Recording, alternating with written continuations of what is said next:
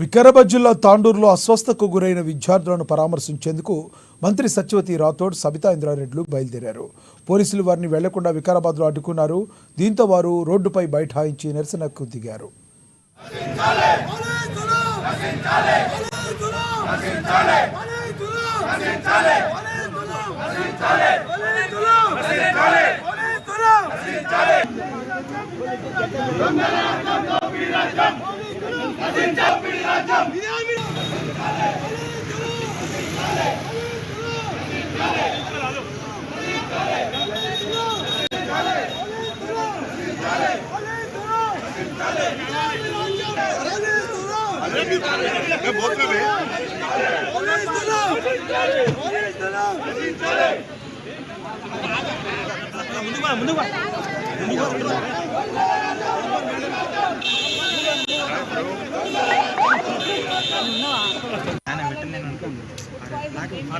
నువ్వే